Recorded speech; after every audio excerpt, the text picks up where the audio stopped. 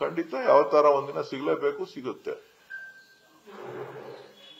2.5 ವರ್ಷದ ಬಳಿಕ ಡಿ.ಕೆ. ಶಿವಕುಮಾರ್ ಸಿಎಂ ಆಗ್ತಾರೆ ಅನ್ನೋ ಚರ್ಚೆ ಇತ್ತು. ನಿಮ್ಮ ಭಾಗದ ಮಾಗಡಿ ಬಾಲಕೃಷ್ಣ ಅವರು, ಇಕ್ಬಾಲುದ್ದೀನ್, ಬಹುತೇಕ ಕೆಲ ಕಾರ್ಯಕರ್ತರುಗಳೆಲ್ಲ ಅಪೇಕ್ಷೆ ಇತ್ತು. ನೋಡಿ, ಏಕಾಏಕಿಯಾಗಿ ದೇರ್ ಇಸ್ ನೋ ಆಪ್ಷನ್ ಅನ್ನುವಂತ ಒಂದು ಅಸಹಾಯಕತೆನ ಡಿ.ಕೆ. ಶಿವಕುಮಾರ್ ತೋರ್ಕೊಂಡಿದ್ದು. ಅಸಹಾಯಕತೆ ಅಲ್ಲ, ಅದು ಪಕ್ಷದ ನಾಯಕತ್ವದಲ್ಲಿ ಪಕ್ಷದ ನಾಯಕತ್ವಕ್ಕೆ ಗೌರವ ಕೊಡುವಂಥದ್ದು. ಪಕ್ಷದ ಒಬ್ಬ ಜವಾಬ್ದಾರಿಯುತ ಸ್ಥಾನದಲ್ಲಿರ್ತಕ್ಕಂಥವರು ಪಕ್ಷದ ನಾಯಕತ್ವಕ್ಕೆ ಗೌರವ ಕೊಡುವಂಥದ್ದು ನಾವು ಮೊದಲು ಮಾಡಬೇಕಾಗಿರ್ತಕ್ಕಂಥದ್ದು. ಆ ಕೆಲಸವನ್ನ ಪಕ್ಷದ ಅಧ್ಯಕ್ಷರಾಗಿ ನಿಮ್ಮ ಮುಂದೆ ಕೆಲವು ವಿಚಾರಗಳನ್ನ ನೀವು ಕೇಳಿರುವಂತಹ ವಿಚಾರಕ್ಕೆ ಸ್ಪಷ್ಟಪಡಿಸಿದ್ದಾರೆ.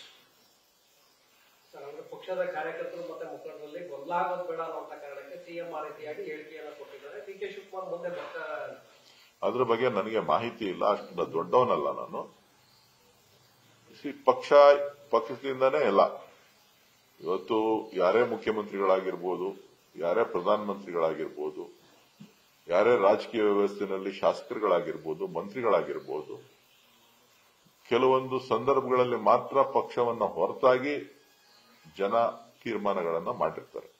ಅದು ಬಿಟ್ರೆ ಬಹುತೇಕ ಪಕ್ಷದ ಒಂದು ವ್ಯವಸ್ಥೆ ಒಳಗಡೆನೆ ಎಲ್ಲರೂ ಕೂಡ ಆಯ್ಕೆ ಆಗಿರ್ತಕ್ಕಂಥದ್ದು. ಆ ಒಂದು ನಿಟ್ಟಿನಲ್ಲಿ ಪಕ್ಷವನ್ನ ಬಲಪಡಿಸಬೇಕಾಗ್ತದೆ. ಪಕ್ಷದ ನಿಯಮಗಳು, ಪಕ್ಷದಲ್ಲಿ ಇರ್ತಕ್ಕಂಥ ಆಚಾರ ವಿಚಾರಗಳನ್ನ ಒಪ್ಪಬೇಕಾಗ್ತದೆ. ಆ ಕೆಲಸವನ್ನ ನಾವೆಲ್ಲರೂ ಕೂಡ ಮಾಡಬೇಕು.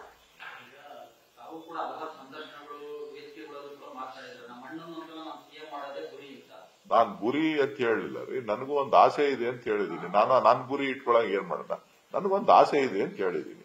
ನೀವೇನೇನೋ ತಿರ್ಚಬೇಡಿ, ನನ್ನ ಹೇಳಿಕೆಗಳನ್ನ ತಿರ್ಚಬೇಡಿ. ನನಗೊಂದು ಆಸೆ ಇದೆ, ಇವತ್ತು ಆಸೆ ಇದೆ, ನಾಳೆನೂ ಆಸೆ ಇದೆ, ನಾಳಿದ್ದು ಆಸೆ ಇದೆ. ನಮ್ಮಣ್ಣ ಒಂದಿನ ಸಿಎಂ ಆಗ್ಬೇಕು ಅಂತಕ್ಕಂಥ ಆಸೆ ಇದೆ. ಕಾರಣ ಏನು ಅಂತ ಹೇಳಿದ್ರೆ ಅವರ ಪಕ್ಷಕ್ಕೆ ನಿಷ್ಠೆಯಾಗಿ ಕೆಲಸ ಮಾಡಿದ್ದಾರೆ. ಜನ ಕೂಡ ಸಾಕಷ್ಟು ಭಾಗಗಳಲ್ಲಿ ಜನ ಕೂಡ ವಿಶ್ವಾಸವನ್ನ ಇಟ್ಟು ಶಿವಕುಮಾರ್ ಒಂದು ಅವಕಾಶ ಆಗಲಿ ಅಂತ ಹೇಳಿ ಕಾಂಗ್ರೆಸ್ ಪಕ್ಷಕ್ಕೆ ಬೆಂಬಲವನ್ನ ಕೊಟ್ಟಿದ್ದಾರೆ. ಆ ಒಂದು ನಿಟ್ಟಿನಲ್ಲಿ ನನಗೊಂದು ಆಸೆ ಇದೆ, ಅವ್ರು ಆಗ್ಬೇಕು ಅಂತ ಹೇಳಿ. ಈಗ ಸೀಟ್ ಖಾಲಿ ಇಲ್ಲ, ಏನ್ ಮಾಡೋದು? ಸೀಟ್ ಖಾಲಿ ಇಲ್ವಲ್ಲ. ನ್ಯೂಸ್ ಫಸ್ಟ್, ನಿರ್ಭೀತಿಯಿಂದ ನಿಮ್ಮ ಪರವಾಗಿ.